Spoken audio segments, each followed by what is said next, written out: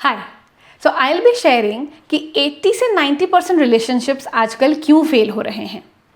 इसका कारण बहुत ज़्यादा ऑब्वियस है, पर हम हमारे सामने होते हुए भी उसके कारण को समझ नहीं पा रहे हैं। सो मैं आपको बताती हूँ।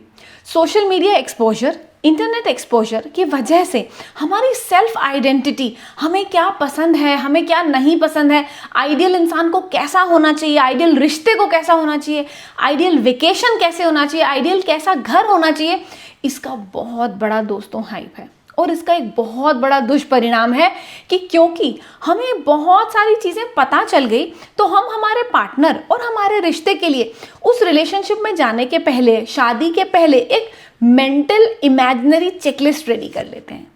हम एक आइडियल पार्टनर की एक परिभाषा बना लेते हैं। हम एक आइडियल एनवायरनमेंट, एक आइडियल बिहेवियर, एक आइडियल रेसिप्रोकेशन, इन सब की एक इल्यूजनरी इमेज बना लेते हैं। और जब हम रिश्ते में आते हैं तो आप भी इस बात को जानते हैं कि ये प्रैक्टिकली पॉसिबल ही नहीं है कि हमारे चेकलिस्ट के अकॉर्डिंग हमारा पार्टनर हो या हमारे पार्टनर का बिहेवियर हो। इनफैक्ट आपने खुद ने अपनी चेकलिस्ट बनाई है, इतनी बार आपने खुद ने ही अपने लिए कुछ लिस्ट बनाई है कि हमें ऐसा बिहेव करना चाहिए, ऐसा नहीं बिहेव करना चाहिए, क्या आप वो कर पाए? सो बिकॉज जब हम रिलेशनशिप के अंदर आते हैं और ये जो हमारा इल्यूजन है, जो हमारा इमेजिनरी बबल है रिलेशनशिप का, वो फूटता है। शुरू में तो हम उसको झेल जाते हैं, but eventually repetitive behaviour that you are not expecting, rather आपके एक्सपेक्टेशन के विपरीत अगर कोई बिहेवियर होता है तो आपको रिश्ता अच्छा नहीं लगता।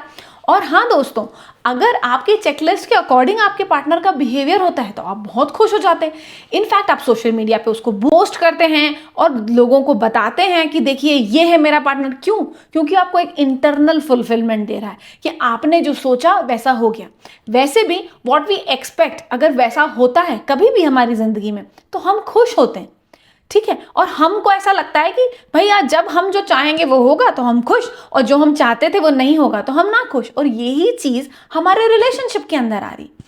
अब आप ये समझिए कि ये चेकलिस्ट हमने कैसे बना ली और क्या ये चेकलिस्ट सही है या गलत। क्योंकि कई लोगों का कहना है कि हमारे हिसाब का पार्टनर का एक्सपेक्टेशन रखना और मुझे क्या क्वालिटीज पसंद हैं या मैं किस तरीके का इंसान हूं या किस तरीके की इंसान हूं, इसका सोचना गलत तो नहीं है।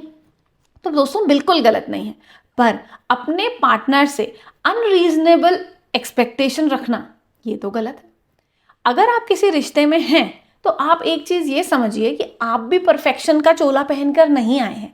You are also having your flaws, और हो सकता है आपके पार्टनर के नजरों में अगेन आप उनकी चेकलिस्ट में भी खरे नहीं उतर रहे, और हम एक दूसरे की चेकलिस्ट को क्रॉस ही करते रहते हैं कहीं ना कहीं, और हमारे पार्टनर को पता ही नहीं है कि हमारी चेकलिस्ट है क्या।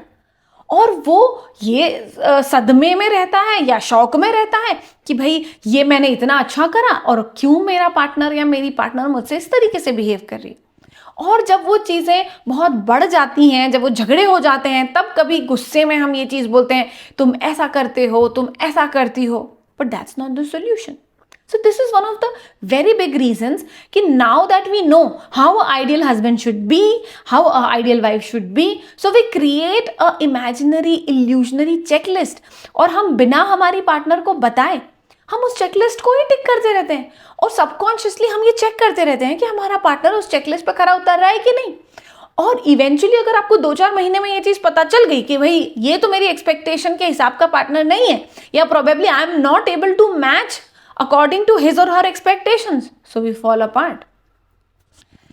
अब एक दूसरी चीज, हम लोग अगर रिलेशनशिप में खुश नहीं हैं तो उसका एक बहुत बड़ा कारण यह है कि कहीं ना कहीं हमारे अंदर भी इंटरनल वुंड्स हैं और हमें भी बहुत सारी हीलिंग की आवश्यकता है। अब हम क्या सोचते हैं सबकॉन्शियसली और कॉन्शियसली कि जो हमारी प्रॉब्लम्स हैं, फॉर एग्जाम्पल अगर हमें बहुत गुस्सा आता है, या हम बहुत इनसिक्योर फील करते हैं, या हमें छोटी छोटी बातों का बुरा लग जाता है, ये हमारे अपने वुंड्स हैं जो हमने हमारे लाइफ में कहीं ना कहीं पिक कर लिए।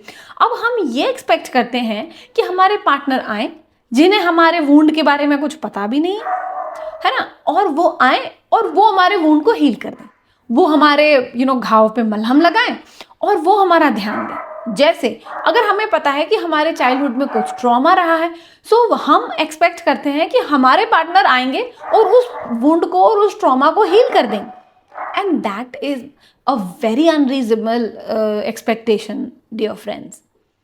अब हमारा पार्टनर या हमारी पार्टनर हमारा साथ दे सकती है, बट सबकॉन्शियसली उससे आपकी खुशी का कारण बनना, ये एक्सपेक्ट करना तो गलत है।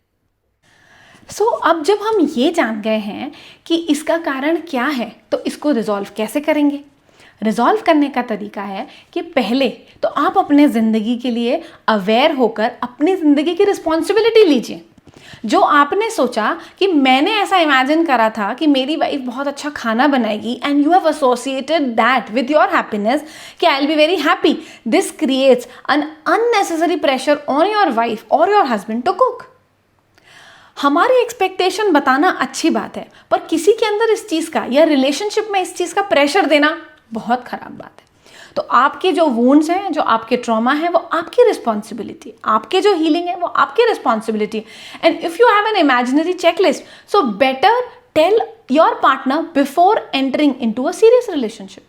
एक रिलेशनशिप में सीरियसली घुसने के पहले आप इन चीज़ों को क्लियर कर दीजिए कि आपका पास्ट क्या रहा है, उसके क्या वुंड्स हैं, आपकी क्या एक्सपेक्टेशन है, आपकी क्या इल्यूजनरी चेकलिस्ट है। हम में से कई लोगों को तो पता भी नहीं है कि हमारी एक इमेजिनरी चेकलिस्ट है और हम उसी से बार बार हमारे पार्टनर को एक्सेप्ट या रिजेक्ट कर रहे हैं। तो आज जब आपको ये चीज़ें पता हैं, so make a list of all those things that you feel that you subconsciously expect from your partner. आप अपने पार्टनर से अननोइंगली, सबकॉन्शियसली वो एक्सपेक्टेशन रख रहे हैं, उसके कारण बहुत सारे हो सकते हैं। उसकी एक लिस्ट बनाइए और देखिए कि क्या क्वालिटीज़ आपके पार्टनर में हैं और क्या एक्सपेक्टेशन आपकी बहुत ही अनरीजनेबल है। और उसके वजह से जो झगड़े होते हैं, उन झगड़ों को छोटे मात्रा में होने पर तो कोई इम्पैक्ट नहीं पड़ता, पर कंटिन्यूसली अगर एक चीज़ के पीछे झगड़े होंगे तो इवेंचुअली आप अपने पार्टनर को वो क्वालिटी नहीं होने की वजह से टैग करेंगे कि तुम ऐसे हो, तुम ऐसी हो। और कंटिन्यूसली कोई भी इंसान अगर ये सुन रहा है तो उसे अच्छा नहीं लगेगा और इवेंचुअली वी रियलाइज कि we are not compatible and we are not made for each other. तो हमें करना क्या चाहिए? जैसा कि मैंने आपको बताया कि हमें हमारी लाइफ की रिस्पॉन्सिबिलिटी खुद लेनी है, हमारी प्रॉब्लम्स को खुद सॉल्व करना है। Yes, and we can ask our partner to help कि ये मैं इस जर्नी के थ्रू गुजर रहा हूँ या गुजर रही हूँ, मैं ये बिहेवियर इसलिए कर रहा हूँ या कर रही हूँ, क्या तुम मेरा साथ दोगी? और अगर हमारा पार्टनर उस चीज़ को समझ नहीं रहा है तो उनसे अननेसेसरीली बहुत सारा एक्सपेक्ट करना या उनको इस चीज़ के लिए ब्लेम करना सही नहीं है। Maximum times we are blaming our partners for some of our imaginary expectations and illusions and that is not right. Eventually ये blame लेके जब हमारे पार्टनर थक जाते हैं तो ना आपको समझ में आ रहा होता है कि हो क्या रहा है, ना सामने वाले को समझ में आ रहा होता है और रिश्ता फेल हो जाता है and the relationship falls apart. So hi, I'm an empowerment coach, a relationship coach. If you want any kind of guidance and help from me regarding your relationships, you can just go in a description box. वहाँ पर एक Google form है, आप उसको भरिए. After that Google form, I'll give a free consultation call to you and let's understand if I can help you with your relationships. Thank you so much for watching the video. Do subscribe to this channel if you want more of such lessons and tips regarding life and relationships and do share with your friends जिन्हें आपको ऐसा लगता है कि ये information मदद कर सकती है. Thank you so much.